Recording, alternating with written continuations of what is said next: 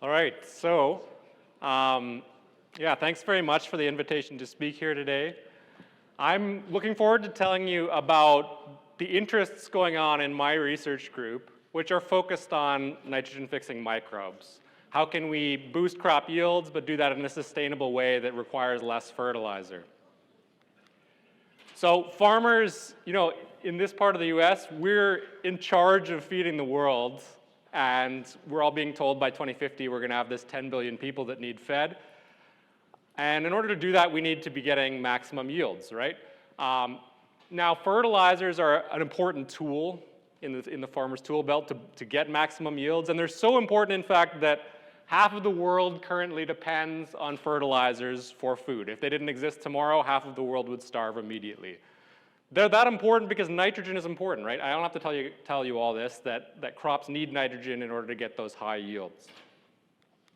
At the same time, it's getting really, really expensive. I'm sure most people in this room are aware of the cost of nitrogen going up a lot last year.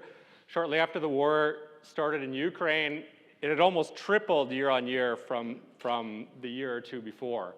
So it's getting really expensive, and it's probably not going, it has relaxed a little bit now, but I'm sure it's going to continue to rise going forward. So that's a huge economic constraint then in the farming system.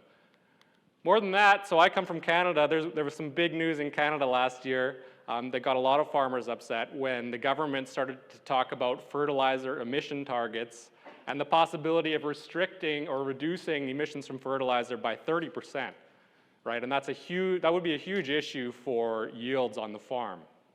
And so that's a big concern, and Canadian farmers were rightly very concerned about this. That being said, this is all just to say that governments are starting to think about these types of things, and that it might be wise for us to start to think about how can we keep our yields as high as they are, but reduce that amount of nitrogen that we actually need in order to keep those yields high. So that's really, those things together are the motivation for our research in my lab at NDSU, which is how can we make sure we can maximize yields and replace nitrogen fertilizers as much as possible with this phenomenon called symbiotic nitrogen fixation. So this is something that soybeans do, as do pulses like peas and chickpeas and lentils, as well as forages like clover and alfalfa.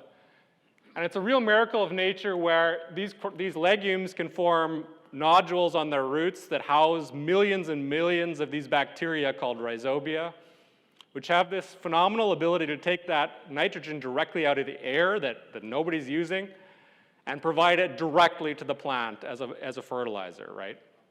So this is an amazing ability. It's a sustainable source of nitrogen for our crops.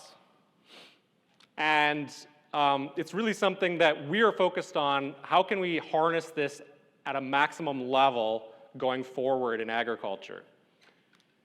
So we already know that we can apply these rhizobia as inoculants when we grow legumes. And that's the reason you don't need to fertilize soybeans, right? It's because these bacteria can fix that nitrogen that the soybeans need. We can also get it into farming systems by doing crop rotations or cover crops with legumes as well, so that you can get some nitrogen benefits even to the crops that can't carry out this ability just through this rhizobium legume symbiosis. So in the talk today, I'm going to talk about that rhizobium legume symbiosis and some of the things we're thinking about in terms of how can we make sure that we're getting as much of that symbiotic nitrogen fixation happening on the farm as possible. And I'm going to finish mentioning a little bit about cereal crop nitrogen fixation because that's become sort of a hot topic lately with some different companies releasing some products that are claiming to get some nitrogen to the cereal crops as well. So when we think about rhizobia and inoculants, one point I just want to make sure everyone's aware of is that there are different rhizobium for basically every crop out there. So the ones that form nodules on soybeans are not the same that are going to form nodules on peas, and each of these requires a different product to be applied when you're planting to make sure that your crops are taking advantage of these microbes. And as probably many of you know, you can get these products as granular or liquid or peat. You can also choose to apply sort of an extra amount of rhizobia by doubling up on some of these products, so by applying granular with liquid, for example. And these are all important ways that we can ensure that the crop is nodulating and that we're getting that nitrogen fixation. Now, that being said, it's not always advised to inoculate your crop. I was just looking at our soybean field production guide here, and that says as long as you've grown soybeans, in the past, you probably don't need to inoculate again.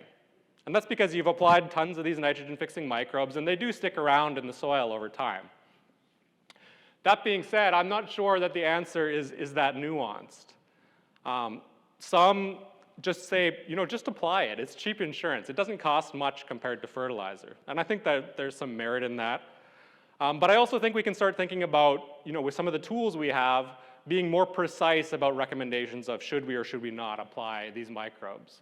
Now, studies in Carrington, this is what I think the recommendation in the field guide is based off of, showed 5 years after you've inoculated, you still get that nitrogen fixation. You don't need to apply inoculant.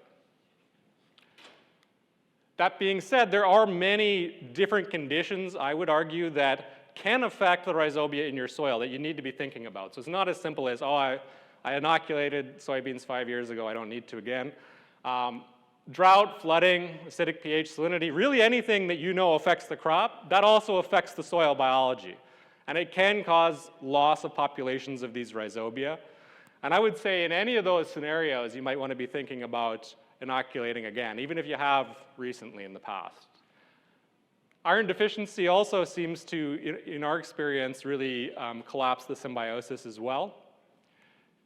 And of course, high residual nitrogen is something else. That's not a stress, but that's a fact of the legumes are pretty good at seeing if there's nitrogen around, and then they get a bit lazy about forming the symbiosis if they can just pull the nitrogen out of the soil. So you need to be thinking a little bit about the amount of nitrogen that's there in the field that you're planting. Now, one of the things we're starting to think about is, with the sort of precision agriculture revolution, how can we start to give real information to farmers about their soil biology that they can make actionable decisions based on? And so one of the most logical ways we can start integrating soil biology into soil testing in the spring is we've been developing tools where we can just tell you how many rhizobia you have there, right? And we can start monitoring fields, seeing if those populations are dropping, and giving those recommendations of it's time to get some inoculant on this field again because the rhizobia are sort of depleting. And so that's one of the things we've been working on with funding from the North Dakota Soybean Council. So this assay really gives us this ability to, in an ideal world, just take that same soil you'd send in for a soil test and test it for just a few dollars and provide that information about the rhizobia, whether you can likely expect to get nodules if you were to grow soybeans without inoculant. We're also trying to understand really what those thresholds are. So at what point does the population get low enough you're going to start to see a problem in yield? And that's going to take a little bit more research over the next few years to kind of know what that key cutoff actually is. But this is where we're going, to have this option to get this soil biology information that might influence your decisions to buy inoculant or not, for example. The other thing that this tool lets us do is start looking a lot more quickly around the state at soils to see, what are these rhizobia populations looking like in different areas of the state. So that study that I showed before was done in Carrington, but what about in western North Dakota? So we tested a lot of fields in western North Dakota, and this is all preliminary data that needs to be supported by future research, but the bottom line is what we found is rhizobium populations were much, much, much lower. We think that this is an effect from soil moisture out there, because when we looked at irrigated fields, that's shown with the little yes here, they tended to have much higher populations. And so one of the outcomes from this, I would say, is that if you're in western North Dakota, I would be inoculating soybeans every year. It needs a little bit more research to be sure about that. But this kind of tool is going to be able to give us a lot more detailed information about when you should not be inoculating, I think. Another thing we've been starting to think about is what about if there is rhizobium present? So there are natural rhizobia that exist in the soil, and in some cases, even without inoculation, you will get nodules. This depends a little bit on the crop. That's less common in soybeans. But in things like peas, there is a lot of natural rhizobia about that will just form nodules in the absence of inoculation. So we're trying to understand if rhizobia are already there, is there a benefit to inoculation or not? And this is because of some old ideas in the literature that basically say not all rhizobia are created equally. So just because you get a root nodule does not mean you have an effective, efficient symbiotic relationship going on. So we did a study in collaboration with Audrey Khalil, Mike Osley, and John Rickardson at Williston, Carrington, and Hettinger RECs, looking at inoculating peas and chickpeas and lentils, and I hope you'll forgive me for transitioning over to other legumes, but we do plan to do similar studies on soybean this year. And we were asking, in these sites where we could see using our assays that there are some rhizobia there, do we see any benefits from inoculation? Now, these are kind of positioned at 3 corners of the state, so this gives us a good way to look sort of across the state and see how consistent what we're finding is. And the bottom line that we found was that the scenario sort of differs depending on the crop that you plant. So in chickpeas over here, we did see pretty good benefits, more so from granular than liquid, but from inoculation. We did see that benefit from inoculation, even though there's rhizobia there, so when you don't apply inoculant, you still do get root nodules. These graphs are quantifying how many nodules are on the plant. But in the case of peas or lentils, we really didn't see those yield benefits. So the rhizobia that were there are forming just as many nodules as when we apply inoculant. And so this is just showing an example of some of the yield data. There was maybe a tiny benefit from liquid in peas, but in chickpea, we saw much better benefits, especially if the rhizobia weren't too high of a population. So what I'm trying to get at with this is that it's not as simple as you need a nodule or you don't need a nodule. In some cases, it might be beneficial still to apply inoculant even if there are rhizobia there. And in some cases, it might not be. And the reason this question becomes so complicated is because we don't actually know a lot about the quality of the actual rhizobia that tend to just exist in our soils. So an inoculant that you would apply has been selected for to be an elite microbe, one that can maximize nitrogen delivery to the plant. But what I'm going to tell you about now is that not every rhizobium out there, not every root nodule you get on your plant is actually something you want. In biology, things tend to be varied, and the same is true of rhizobia, where we have some that are great partners for the plant, they give it lots of nitrogen. We have others that basically don't benefit the plant at all. And so when they make a nodule, you're wasting resources. And so this is what we're starting to think about when we're starting to think about next generation of inoculants. How can we make sure that elite strains form those root nodules and perhaps not some of these less efficient ones that maybe exist in our soils? But before we start going that far, we really just wanted to understand a little bit about the rhizobia we have in our soils. So that prompted us to actually make a huge collection of rhizobium for peas from across the state. We isolated 1,000 total rhizobium from sites all over the state, and we simply asked the question, what is the quality of these rhizobia that are in farmers' root nodules on their pea crops all over the state? Are they benefiting the plant? Are they not? And this was great work done by 3 undergraduate researchers in my lab that worked a lot to get all of those rhizobia isolated and then to start to test them.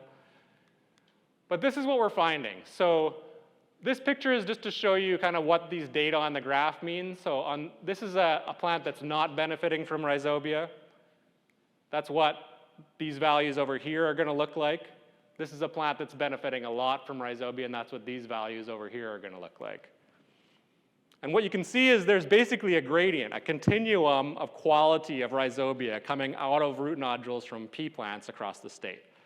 So in some cases, they're not benefiting at all. They're just wasting space, basically, even maybe taking resources from the plant. In other cases, they're doing a great job of supplying nitrogen and boosting crop growth. So, for a long time, I think we're just pulling plants out of the ground, checking they have nodules, and being satisfied with that. My view of these data is that we need to think more deeply about who's in those nodules and how can we make sure that every nodule we have is occupied by something that's going to do this and not something that's going to do that. And I think that maybe can be the future of maximizing symbiosis and nitrogen fixation on the farm. Now, how much they benefit plant growth is not the only question. The other really important question is how competitive are these rhizobia? So when you plant a pea, when all of these might be present in the soil, and in many cases you will have this enormous diversity there, which ones are able to outcompete the others to actually form those root nodules? And so we asked a similar question to that here. So this time the rhizobia are all down here. We looked at soils from across the state that included acidic pH, salinity, et cetera. And we were able to measure which of these rhizobia actually make it in and form those root nodules when they're all present together. Again, trying to think about and understand, some of that diversity of what's going on across the population of nodules in a field. And what you can see is there's only a few key strains that really outcompete everything else.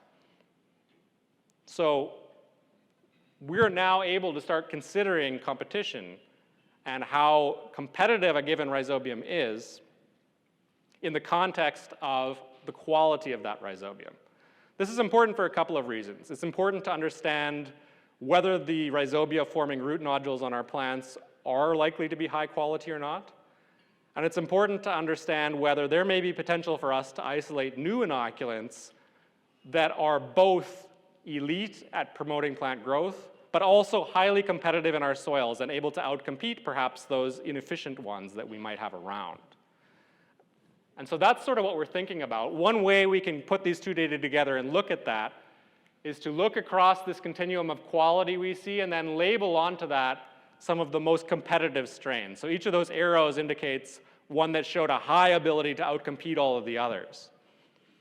And what you can see from this data is that it's unfortunately skewed to the left side of the graph. So that's a bad thing. That means that many of the rhizobia that were not very efficient at promoting plant growth were the ones that tended to form the root nodules when these were all together. There's a little bit of glimmer of hope here as well, in that we can find highly competitive strains that are beneficial. And it's possible that this could actually lead to new inoculants that are tailored for optimal function in our soils in North Dakota and to the varieties that we plant. And that's kind of where we're hoping some of this will go. But this is all to say that, next time you pull up a plant and look at the root nodules on there, I hope you're not going to assume that it's the inoculant strain in those nodules, because there's all sorts of rhizobia that can be forming these. And we need to start thinking about how do we make sure that high quality strains are actually making it into those root nodules.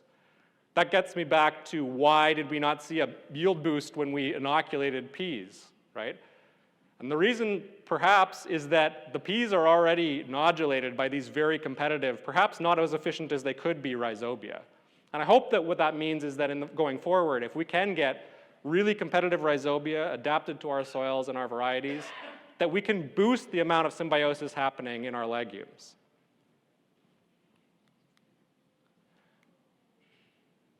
Now again, I apologize for going into peas if everybody here is laser focused on soybeans, but we are hoping to do this type of work in soybeans as well going forward. So we are looking forward to doing field trials, looking at different inoculation approaches and whether there's rhizobia present or not, and considering that western North Dakota angle as well to see whether maybe we should be inoculating more in western North Dakota.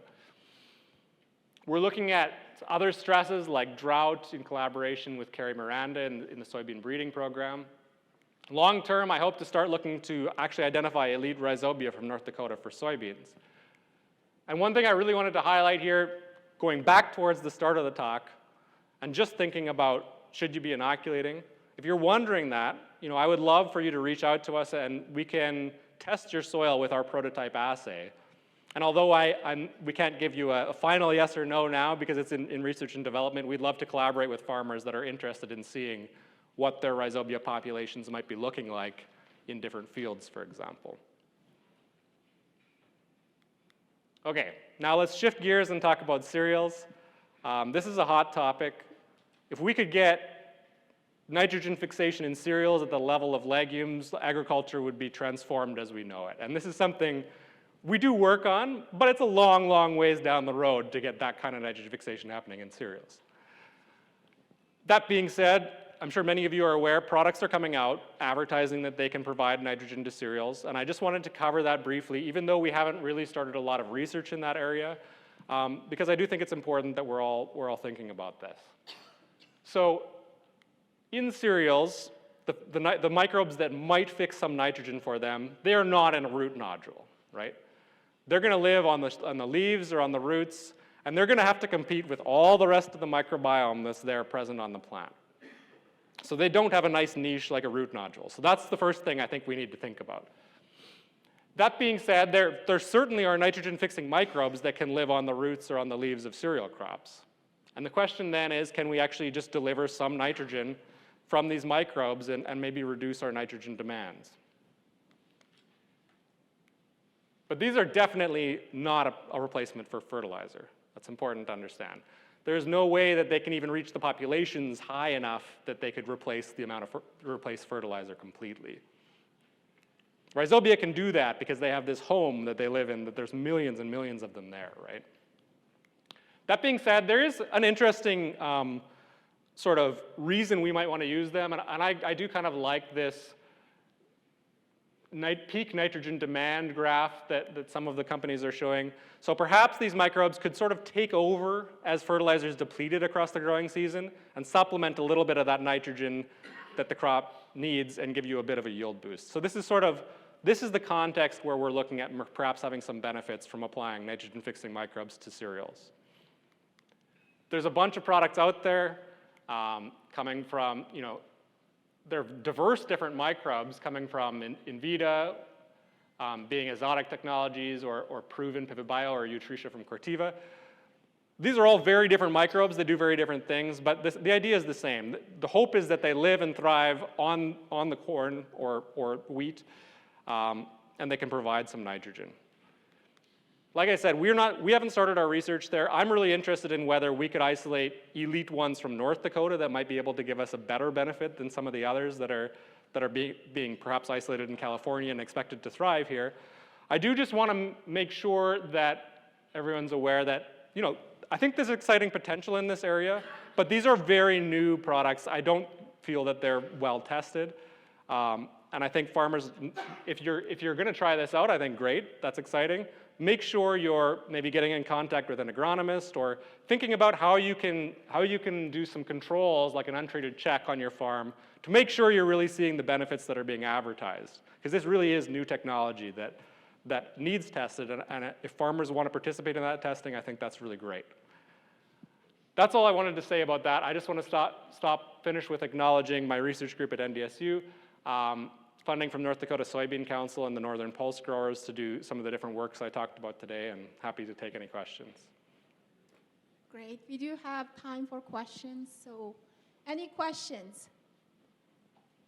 Go ahead. You were soybeans on soybeans and treat inoculate the first year, would you inoculate the second year? I think if I was in this part of the state, perhaps not. But certainly in the western side of the state, I would be doing that. If I had flooding, I'd do it. If I had a drought last year, I'd inoculate again. So it kind of depends. If you kind of think about if the conditions are perfect, maybe it's not needed. But it almost, if there's anything that makes you doubt the health of that soil, I'd be putting them again.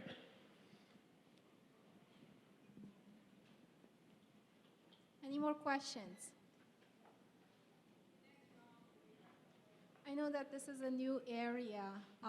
Stay tuned, more to come. Thank you. I know that you have a vision of doing the soil test and making some of the viability and diversity of microbes available to farmers. Is that still the plan, Barney?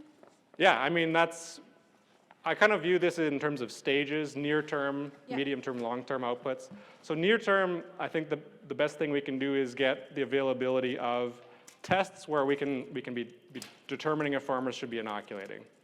But longer term, I'm certainly interested in trying to actually develop microbes we could be releasing from NDSU, for example, along with the varieties.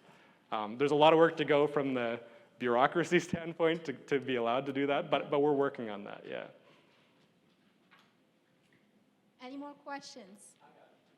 What would be the number of rhizobia you need, bacteria per acre, let's say? Yeah. So what's the number if we don't? Yeah, so I don't know if my numbers are per gram of soil. Does that work? 'Cause I don't know how many grams in an acre, but there's a lot. But in a gram of soil, I think it depends completely on the crop. In soybeans, from our data that we've started to collect, it's about 10,000 rhizobia in 1 gram of soil. So that's where you'd stop seeing benefits.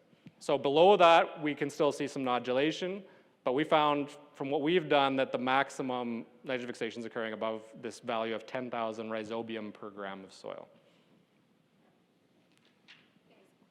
Yep. So as we evaluate inoculants for soybeans, does the number of rhizobium in the actual inoculant matter?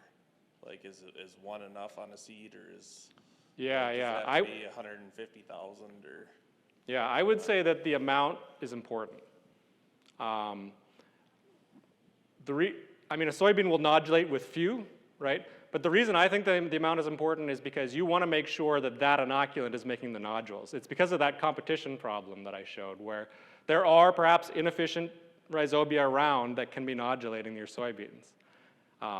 Possibly even inefficient ones that have evolved from former inoculants to be less efficient over time. There's some data saying that in the soil, these things become less productive. So inoculants have been selected to be highly productive. The number you get on there is really important because that's going to make sure that inoculant is making those root nodules. One last question. Well, if not, let's thank Barney. Thank you.